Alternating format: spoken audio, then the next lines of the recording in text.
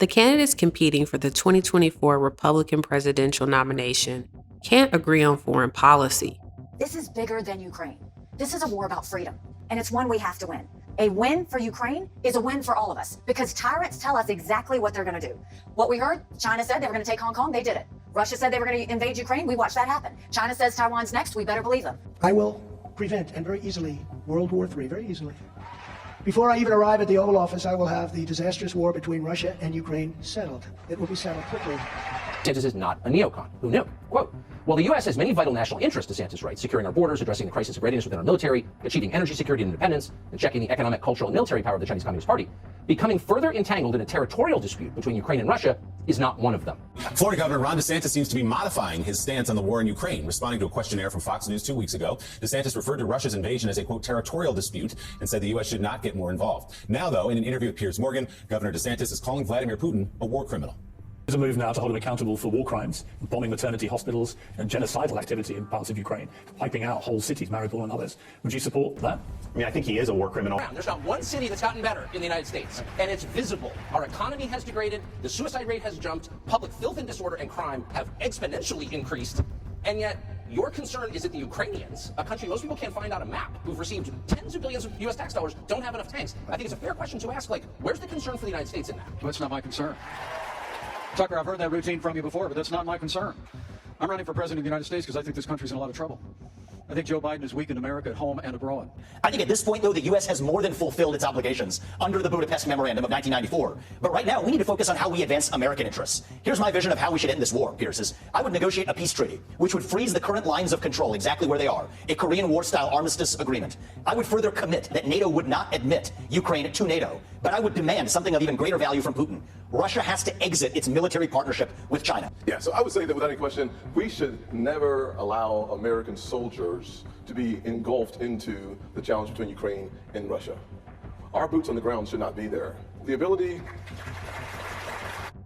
Like they have for decades, conservatives are once again clashing over what role the United States should play in the world.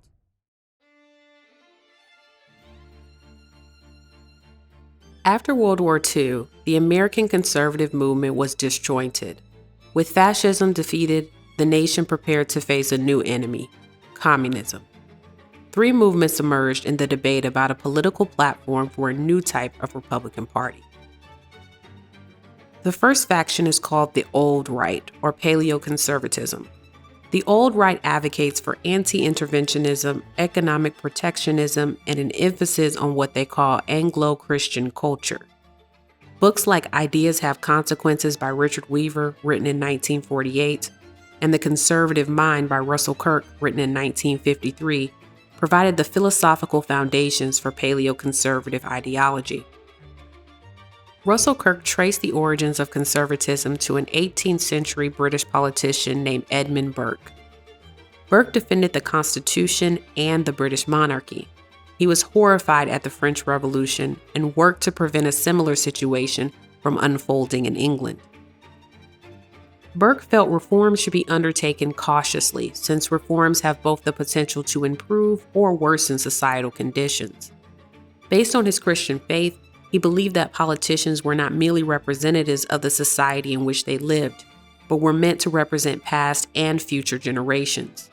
He held that God's divine plan and will could be known through the prejudices and traditions which millennia of human experience with divine means and judgments have implanted in the mind of the species. Due to his moral beliefs, he rejected the Enlightenment and argued that tradition was a better guide for ordering society than reason.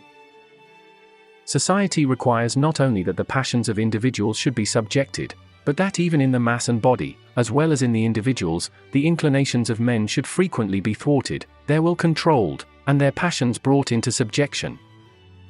This can only be done by a power out of themselves, and not, in the exercise of its function, subject to that will and to those passions which it is its office to bridle and subdue. The other faction is libertarianism. Thinkers like Ayn Rand and Murray Rothbard declared that societal services should be provided by the private market. In her books like The Fountainhead, written in 1943, and Atlas Shrugged, written in 1957, Ayn Rand introduced a theory called objectivism.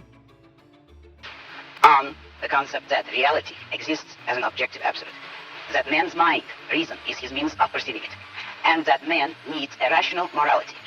I am primarily the creator of a new code of morality, which has so far been believed impossible, namely, a morality not based on faith, not on arbitrary whim, not on emotion, not on arbitrary edict, mystical or social, but on reason, a morality which can be proved by means of logic, which can be demonstrated to be true and necessary. Murray Rothbard believed in laissez-faire capitalism, but also believed that a true commitment to that system required him to support what he called anarcho-capitalism. In an anarcho-capitalist society, all functions, including law enforcement, education, and military defense, would be performed by private entities. Rothbard envisioned a contract-based society where all interactions would be regulated based on predetermined principles of self-ownership, defined as the right to control one's own body, and the principle of non-aggression, defined as the prohibition against violence or coercion of others. Libertarians and paleoconservatives disagreed most about religion and morality. Ayn Rand often rejected the conservative label since she believed conservative arguments were made from faith and tradition and were irrational. Rand also felt there was a rising anti-intellectual sentiment within conservatism throughout the latter half of the 20th century. Russell Kirk had criticisms of libertarianism as well. While he applauded the libertarian opposition to the monolithic state and the libertarian opposition to interventionist foreign policy, he believed that libertarian ideas were inadequate because they would destroy the ability of the state to perform its most basic functions. In Kirk's view, a true conservative believes in the necessity of the state to protect the nation militarily and to adjudicate justice. A true conservative, he argues, simply takes issue with an attempt to make the government the manager of a citizen's entire life. Kirk contended that the dividing line in politics wasn't between totalitarianism and liberalism, but between those who believed in a transcendent moral order and those who did not. Kirk believed that by rejecting the concept of a transcendent moral order, libertarians were actually converts to Karl Marx's dialectic materialism. The libertarian groups differ on some points among themselves and exhibit varying degrees of fervor. But one may say of them in general that they are philosophical anarchists in bourgeois dress. Of society's old institutions, they would retain only private property. They seek an abstract liberty that never has existed in any civilization nor, for that matter, among any barbarous people or any savage. They would sweep away political government. In this, they subscribe to Karl Marx's notion of the withering away of the state. On October 1, 1949, Chinese Communist leader Mao Zedong rose to power. In February of 1950, the People's Republic of China and the Soviet Union signed a treaty of friendship. On June 25, 1950, North Korean forces supported by the Soviet Union crossed the 38th parallel into United States-occupied South Korea. Both Democratic President Harry Truman and Republican President Dwight Eisenhower intervened to prevent South Korea's collapse. The Korean War came to a close when an armistice with China and North Korea was reached on July 27, 1953. By offering military aid and troops, the U.S. and its allies had successfully fought the expansion of communism. In 1955, a man named William F. Buckley Jr. created a publication called National Review, which would popularize this new approach to anti-communist foreign policy. James Burnham, a disenchanted former communist turned conservative, wrote a book called Containment or Liberation. In the book, he argues that the United States should assume its place as a leader on the global stage. A containment strategy assumed that the United States could coexist with communist nations as long as those nations modified their political goals. However, Burnham thought that containment gave communist nations an offensive strategic advantage while allowing them to decide when and where a conflict would occur. Burnham insisted that the United States and the Soviet Union were already at war, not a traditional war, but a war of politics and ideas. In response, he argued for a policy of liberation, where the destruction of Soviet-based communism would be the central objective of U.S. foreign policy. This policy would include fomenting the collapse of communist regimes and waging anti-communist propaganda campaigns. Burnham and other former leftists would become editors of National Review. Russell Kirk was also convinced to work at the National Review, despite deep differences between his views and Buckley's. William F. Buckley, James Burnham, and others at National Review advocated for interventionist anti-communism. Buckley supported non-interventionist communism until around 1954. By 1955, he reasoned that interventionism was necessary to maintain an independent and free United States. Instead of being fearful of a centralized, militarized American government, conservatives like Buckley thought such a government might be the only protection against a communist takeover.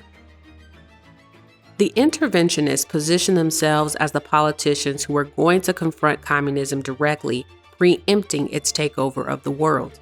They contrasted their position against liberal appeasement, a policy which attempted to coexist with communist nations, and against the previous conservative policy of containment, which sought only to limit communism's spread. William F. Buckley was an advisor, friend, and ardent supporter of Arizona Senator Barry Goldwater, who won the 1964 Republican presidential primary. In 1960, Senator Goldwater published the book, The Conscience of a Conservative. In his book, he argued that the U.S. foreign policy posture towards communism must be primarily offensive in nature. In addition to guarding our frontiers, we must try to puncture his. In addition to keeping the free world free, we must try to make the communist world free. This stance marked a clear rejection of the isolationist, non-interventionist policies of paleoconservatives and libertarians. Non-interventionist thinkers like Russell Kirk became less prominent. Kirk continued to publish in National Review, but his views, which insisted upon spiritual authority and limited military involvement abroad, were eclipsed. Over time, the non-interventionist position would become associated with anti-intellectualism and conspiracy theories. Senator Goldwater lost the 1964 general election to Lyndon B. Johnson. Johnson won 486 electoral votes. Goldwater won 52. Despite his loss, Goldwater set the foundation for a new fusionist form of conservatism, neoconservatism. It's morning again in America. Today, more men and women will go to work than ever before in our country's history.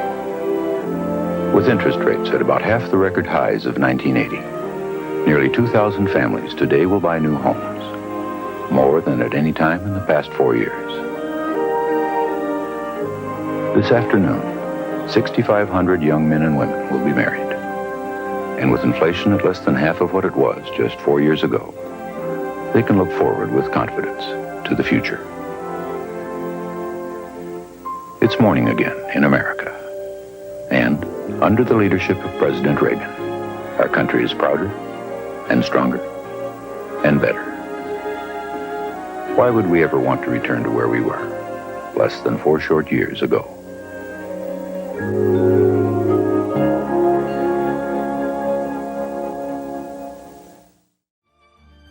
This third faction, neoconservatism, was a fusion of ideas from the other conservative ideological movements. It incorporated the religious traditionalist ideas from paleoconservatism and its belief in a transcendent moral order. It included the laissez-faire economic philosophy of libertarianism and its belief against big government. It embraced the interventionism promulgated by James Burnham and William F. Buckley, which saw the U.S. military as a necessary positive force against communism. These three elements, though sometimes referred to by different names individually, are collectively called the three-legged stool of neoconservatism. Ronald Reagan soared to victory in the 1980 and 1984 presidential elections based on this platform. Neoconservatism seemed to appease grassroots activists, Wall Street business interests, and foreign policy warhawks. However, the underlying divisions amongst the conservative factions remained. These differences would always be most pronounced during times of war.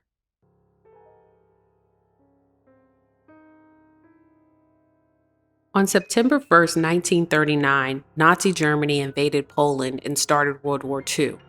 By June 1940, after France surrendered to Germany and Italy, Great Britain was the last stronghold against fascism. Europe was desperate for the United States' help, but U.S. popular opinion was firmly against getting involved in the war. Anti-interventionism was extremely popular. and led to the passage of several national neutrality acts, which forbade the sale of arms from the U.S. to any nation that was at war.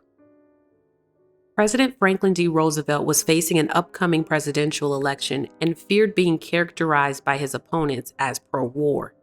Still, to circumvent the neutrality acts, Roosevelt declared millions of rounds of ammunition and small firearms as surplus and authorized their transfer to Great Britain. Great Britain's Prime Minister Winston Churchill warned that if Great Britain fell, the U.S. territories close to its shores would quickly be taken by the Germans. We expect to be attacked here ourselves, both from the air and by parachute and airborne troops in the near future, and are getting ready for them. If necessary, we shall continue the war alone, and we are not afraid of that. But I trust you realize, Mr. President, that the voice and force of the United States may count for nothing if they are withheld too long. President Roosevelt issued an executive agreement known as the Destroyers for Bases Agreement, which transferred 50 U.S. Navy destroyers to the British Royal Navy in exchange for land rights on British territories. Great Britain was unhappy with this exchange but had little choice due to escalating conflicts in the Atlantic with German U-boats. A group of Yale University students founded the America First Committee, or AFC, and made an announcement condemning the Destroyers for Bases deal, calling it a violation of America's neutrality laws. The progression of the war had begun to shift public opinion away from anti-interventionism, however. In June of 1941, Nazi Germany reneged on its anti-aggression agreement and invaded the Soviet Union. America's fear of invasion was intensifying. But the AFC made several other arguments in favor of the United States staying out of the war. One argument was that corruption in Europe was so entrenched that America could only be dragged down by trying to fix it. Another concern was that war centralized power of the state and the presidency, which threatened democracy at home and abroad. There were also concerns that opposing Germany would require an alliance with the Soviet Union and inadvertently promote the spread of communism. Lastly, the AFC asserted that wars resulted from conspiracy and manipulation. They claimed that World War II was caused by bankers, munitions makers, and other war profiteers. At its peak, it is estimated that the AFC had over 800,000 members in chapters around the country. It would only exist, however, for 15 months. The AFC attracted the support of people with various anti-war ideologies. Even some liberals and leftists joined the movement, believing that the AFC was the most effective way to express opposition to the war. However, others, like Nazi sympathizers and pro-fascists, also joined. Henry Ford, an automotive industry pioneer, and Charles Lindbergh, a famous aviator, were outspoken anti-Semites who became leaders in the AFC. Given the organization's claim that wars were manipulations by profit-seeking entities, anti-Semitism provided a template to further espouse this belief. Despite various attempts to distance itself from such views, anti-Semitic speakers were popular and drew large crowds. Jewish members of the AFC resigned, and new Jewish activists refused to join. These associations with anti-Semitism and the eventual exposure of Nazi Germany's genocide against Jews would leave a permanent stain on the AFC's legacy. The final blow to the AFC came on December 7, 1941, when the Empire of Japan attacked Pearl Harbor. The next day, the United States declared war against Japan. Germany and Italy, in turn, declared war against the United States. On December 11, 1941, the America First Committee leaders voted to dissolve the organization. Our principles were right. Had they been followed, war could have been avoided. No good purpose can now be served by considering what might have been, had our objectives been attained. We are at war. Today, though there may be many important subsidiary considerations, the primary objective is not difficult to state. It can be completely defined in one word: victory. Nearly all leaders of the AFC turned to support the U.S. war effort, with only a few chapter leaders around the country continuing to maintain their anti-war stance. Anti-interventionism was forced to concede the debate about America's foreign policy strategy and was placed on the back burner within the political landscape.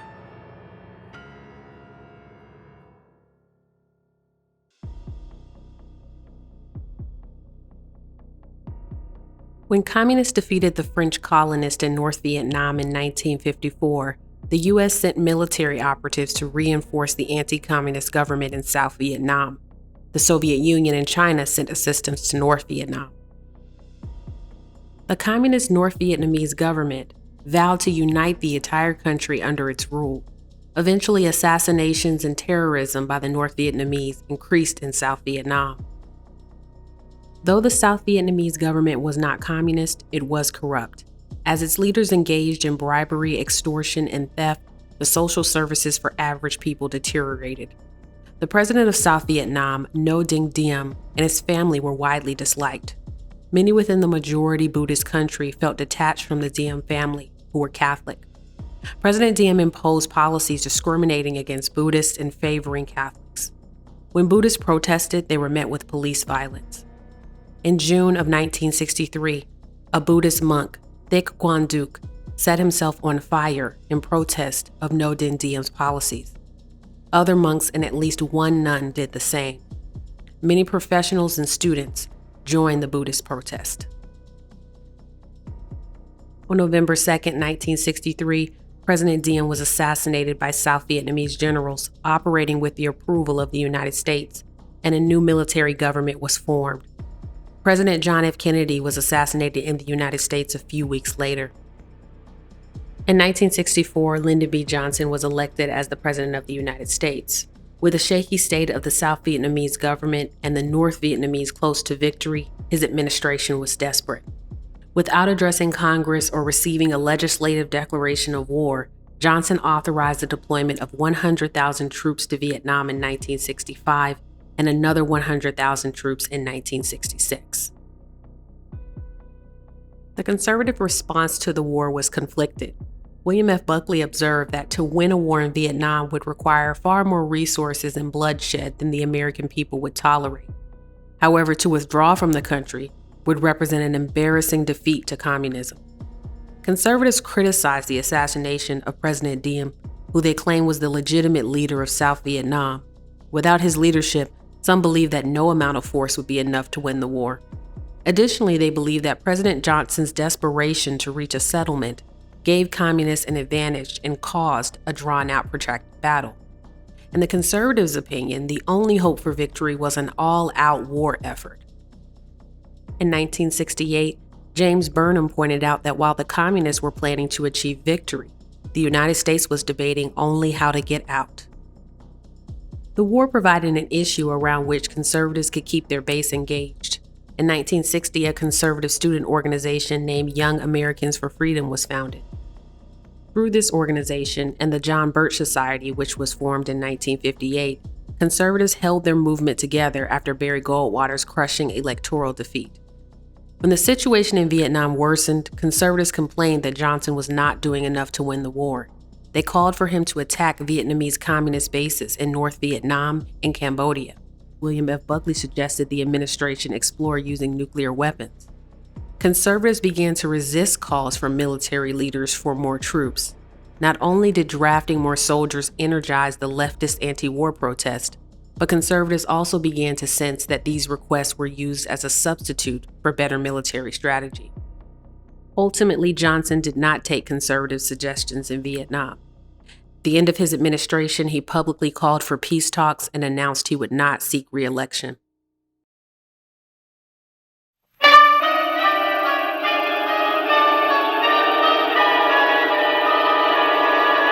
In recent years, crime in this country has grown 9 times as fast as population. At the current rate, the crimes of violence in America will double by 1972. We cannot accept that kind of future for America. We owe it to the decent and law-abiding citizens of America to take the offensive against the criminal forces that threaten their peace and their security, and to rebuild respect for law across this country. I pledge to you, the wave of crime is not going to be the wave of the future in America.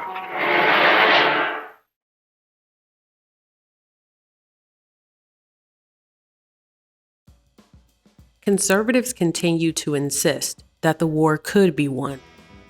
Richard Nixon won the 1968 presidential election by promising conservatives an honorable settlement in Vietnam, which would preserve as much of America's reputation as possible. He claimed that he had a secret plan to end the war. Republicans nominated him instead of Ronald Reagan, who was then governor of California and a prominent figure in conservative politics, because Nixon, as a former vice president, had more foreign policy experience. By the time Nixon entered office, conservatives were tired of defending the war effort. Pro-war conservatives wanted Nixon to adopt their military proposals and end the war within 6 months. Nixon unveiled a plan to turn over control to South Vietnamese forces on the ground, a process he called Vietnamization. This plan also included the withdrawal of some U.S. troops. Nixon also accepted the call from conservatives to bomb North Vietnamese assets in Cambodia near Vietnam's border. Before the bombing could take place, the plan was leaked to the New York Times. Furious about the press leak, Nixon began taking measures to prevent future security breaches and identify disloyal members of his cabinet. These actions would lead to his resignation years later. Several crises complicated Nixon's attempts to appease conservatives and end the Vietnam War. At the end of 1969, the press revealed that American soldiers had massacred hundreds of unarmed people in Vietnam's Quang Ngai province. In 1970, 4 students were killed at Kent State University in Ohio by National Guardsmen while protesting the bombing in Cambodia and the war in Vietnam. The conduct of the American military abroad and at home was building opposition to the war and making it difficult to go all out. Anti-war sentiment even began to emerge within the conservative coalition.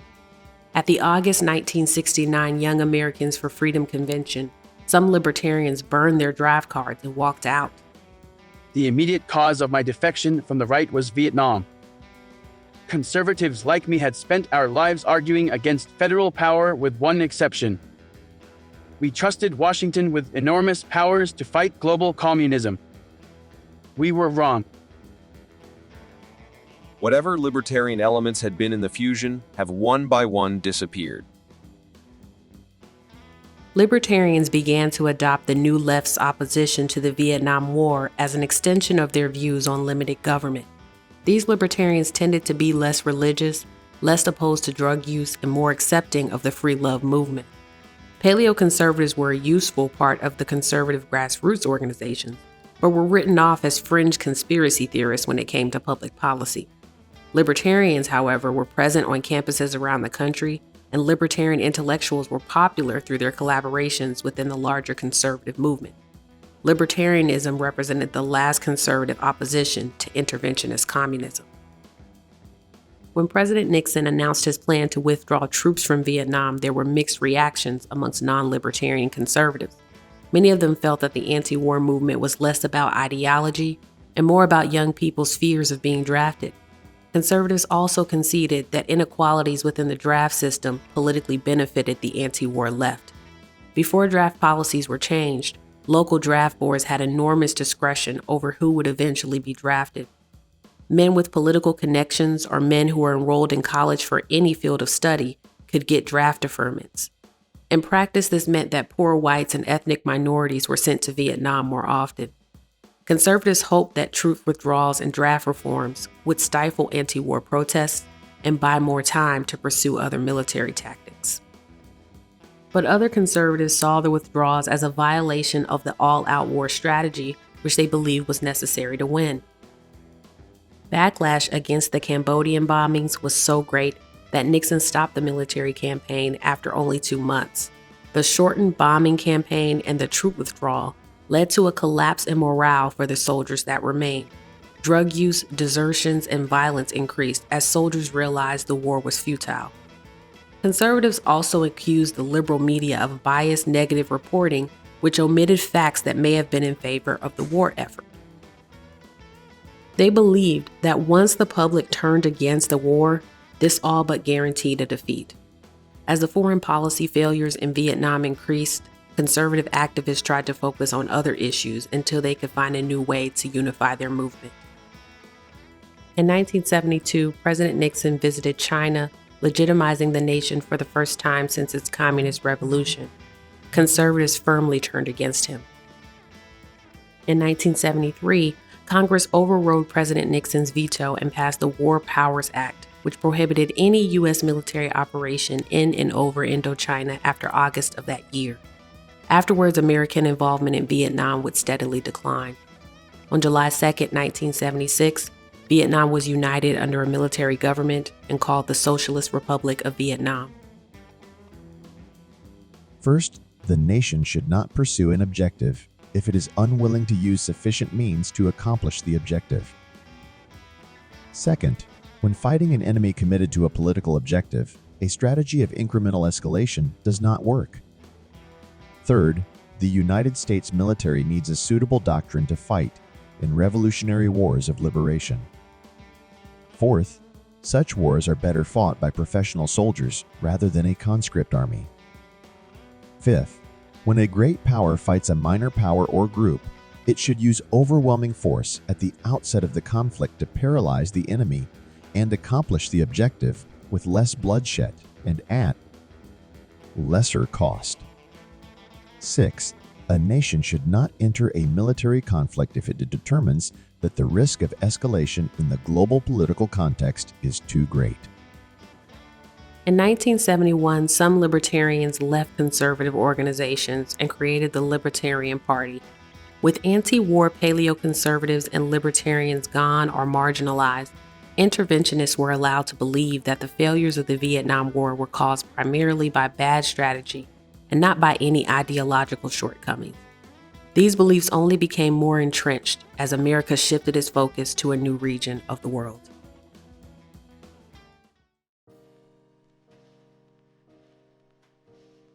How would you go about, as president, deciding when it was in the national interest to use U.S. force, generally? Well, if it's in our vital national interests, and that means whether or not our territory is threatened, or people could be harmed, whether or not our alliances, our defense alliances are threatened, whether or not our friends in the Middle East are threatened, and finally, whether or not there was an exit strategy. I would take the use of force very seriously. I would be guarded in my approach. I don't think we can be all things to all people in the world. I think we got to be very careful when we commit our troops. The Vice President and I have a disagreement about the use of troops. He believes in nation building. I would be very careful about using our troops as nation builders. I believe the role of the military is to fight and win war, and therefore prevent war from happening in the first place. The fact that former President George W. Bush had a non-interventionist foreign policy stance during his first campaign has been largely lost to history.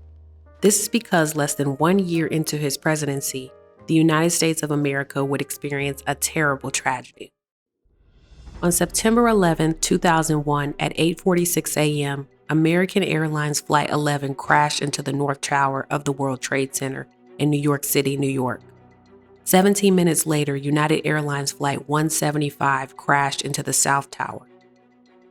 Another plane, American Airlines Flight 77, crashed into the southwest side of the Pentagon in Washington, D.C. A fourth plane, United Airlines Flight 93, crashed near Shanksville, Pennsylvania. When passengers on Flight 93 were alerted by cell phone about the earlier attacks, they attempted to retake control of the plane and stop it from reaching its intended destination, which led to the crash. 2,750 people were killed at the World Trade Center, 184 people were killed at the Pentagon, and 40 people died in Pennsylvania when United Airlines Flight 93 crashed. The attacks were the result of a years-long plot by an organization named Al-Qaeda, led by a man named Osama bin Laden. Al-Qaeda, which means the base in Arabic, often partnered with other groups like the Taliban, a terrorist organization which governed Afghanistan. Based on his observations of the U.S. withdrawals from Vietnam in the 1970s, Lebanon in the 1980s, and Somalia in 1993, as well as relatively muted responses to terrorist attacks in the 1990s, bin Laden believed that the U.S. was a, quote, paper tiger, end quote. He wanted to plan an attack, which would force the U.S. to withdraw its forces from the Middle East. In 1996, a Kuwaiti man named Khalid Sheikh Mohammed met with Osama bin Laden in Afghanistan. He proposed a terrorist attack where he would coordinate the training of pilots who would hijack planes and carry out suicide missions at key U.S. landmarks.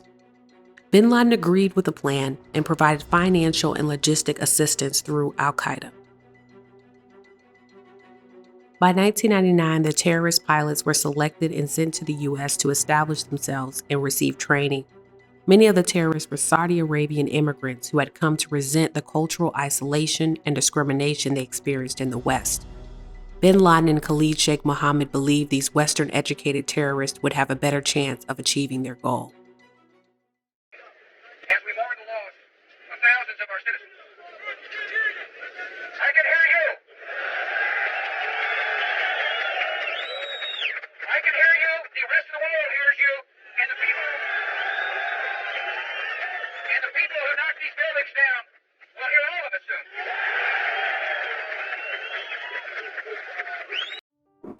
President Bush's approval rating reached 90%, the highest level for any president in American history. Any pre-existing non-interventionism was quickly cast aside after the 9/11 attacks. The country was mourning the lives lost, fearful of more attacks, and the president was enjoying sky-high approval ratings. For the first time in the history of the North Atlantic Treaty Organization, it invoked Article 5, which allows its members to act in self-defense. On September 18, 2001, Congress passed a resolution which authorized military force against those responsible for the terrorist attacks. On October 7th, the United States invaded Afghanistan. Domestically, Congress expanded the federal government's surveillance authority.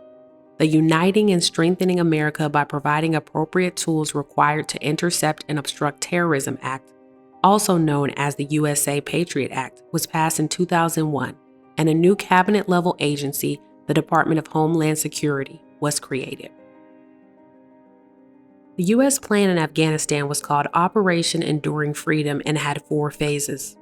In the first phase, special forces supported by the CIA would be deployed to make way for conventional troops. The second phase were airstrikes to take out al-Qaeda and Taliban assets. There would also be humanitarian airdrops for the Afghan people. The third phase deployed conventional ground troops from the U.S. and its allies to hunt down the remaining al-Qaeda and Taliban terrorists. The fourth phase was to stabilize Afghanistan and help the Afghan people build a free society. Within 2 months of the September 11th attacks, the Taliban was weakened by the United States and its allies. Al-Qaeda's base in Afghanistan was destroyed. Thousands of militants were killed or captured, and leaders of the world's terrorist organizations were driven into hiding.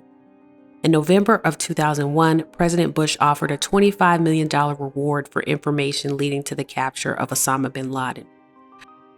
After successfully weakening terrorist groups in Afghanistan, the Bush administration turned their attention towards another country which had been a frequent concern: Iraq. In the 1990s, Iraqi leader Saddam Hussein ordered the invasion of Kuwait in a bid to seize its oil reserves, eliminate its debts to the country, and increase Iraq's power in the region. The U.S., along with the United Nations Security Council, vowed to take action if Iraq refused to leave Kuwait.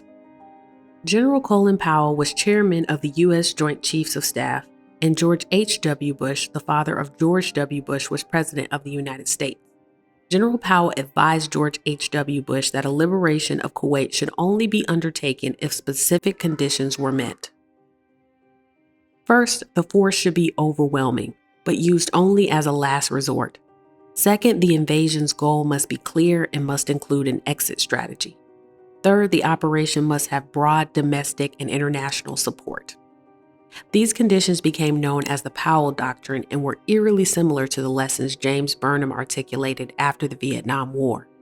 In fact, General Powell had been a military officer during the Vietnam War and had observed the perils of what he called mission creep. President George H.W. Bush agreed to the Powell Doctrine and sought congressional approval for war with Iraq. On January 14, 1991, George H.W. Bush signed the Authorization for Use of Military Force Against Iraq resolution into law. Operation Desert Storm and a subsequent Operation Desert Sabra successfully drove Iraqi forces from Kuwait, but stopped short of destroying Saddam Hussein's regime. By 2002, Iraq was refusing to meet its ceasefire obligations and to cooperate with international weapons inspections.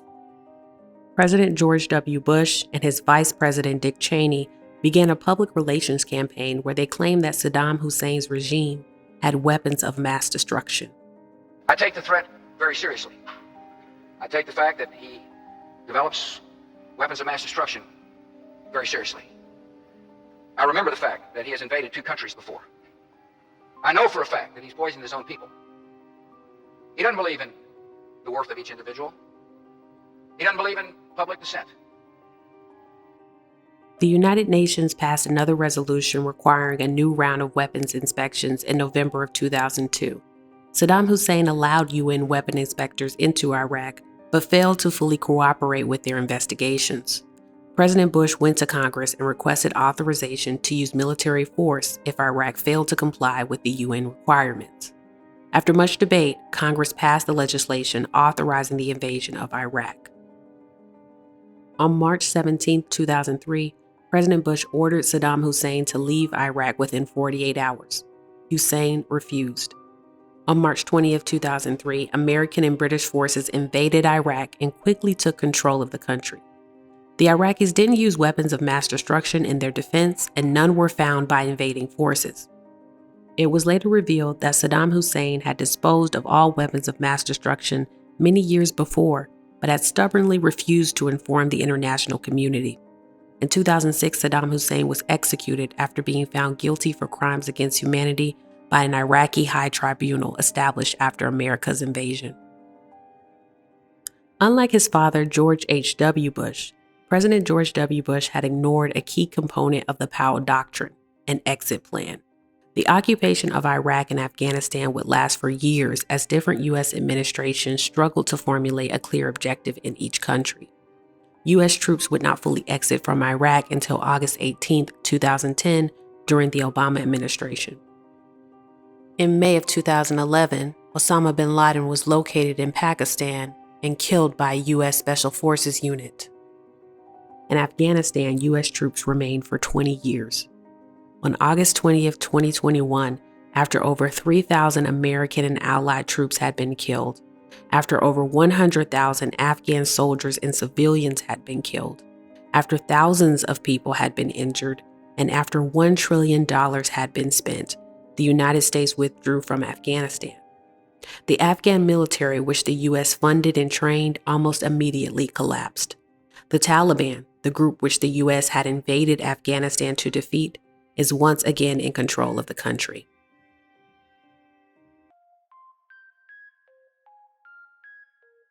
Because I think the first question is whether we should have gone into the war in the first place. 6 years ago, I stood up and opposed this war at a time when it was politically risky to do so. Because I said that not only did we not know how much it was going to cost, what our exit strategy might be, how it would affect our relationships around the world, and whether our intelligence was sound, but also because we hadn't finished the job in Afghanistan. My foreign policy will always put the interests of the American people and American security above all else. I will never send our finest into battle unless necessary, and I mean absolutely necessary, and will only do so if we have a plan for victory with a capital V. The non-interventionist position is often the domain of the outsider candidate. It taps into the public's fatigue with the most recent military intervention and their distrust of centralized government power. The desire to attract supporters incentivizes non-interventionist candidates to appeal to conspiracy theories. Conspiracy theories are simple to explain and inspire fear strong enough to counter similar tactics from the interventionists. But the position doesn't last long when the candidate wins office. When the United States is attacked, the public wants action. The president's approval rankings skyrocket, and the political momentum makes it impossible to avoid war. And of course, in those cases, war is justifiable. In other cases, the threat of an attack is used. A president would need a strong ideological commitment to non-intervention to resist the pressure of pundits, elected officials, and military officers who believe the United States must act to prevent the formation of the next Nazi Germany. Such a president would also have to face a public who might call for action in response to threats, whether real or imagined. Currently, no such ideological commitments are widespread in either major political party. On the other side, the interventionist position is not about America's safety, but about maintaining America's dominance internationally. The obsession with nation building as a part of intervention is an attempt to construct a government which will align its interests with the United States' interests. However, many countries, for various political and cultural reasons, may not want an American-style government, no matter how much money is spent or how many soldiers are sent. The ineffectiveness and collapse of American-backed governments speaks to the limits of military power in the war of ideas, as James Burnham called it. Ideas don't die. To accept these limits and exercise foreign policy restraint according to principles like the Powell Doctrine would require accepting that the United States may not be the leader of the world forever. Countries with different political systems, religions, and ideas may come to dominate and influence the world. This outcome, the possibility of the United States being a large, powerful, yet non-dominant country, is what interventionists truly fear. They are willing to accept the dysfunction, corruption, and instability in their own and other countries caused by their interventions, as long as it allows America to maintain control. So will an insurgent, non-interventionist candidate win the Republican Party primary this time? We can't be sure. But if history is any indication, the doctrine of America's world domination will never lose.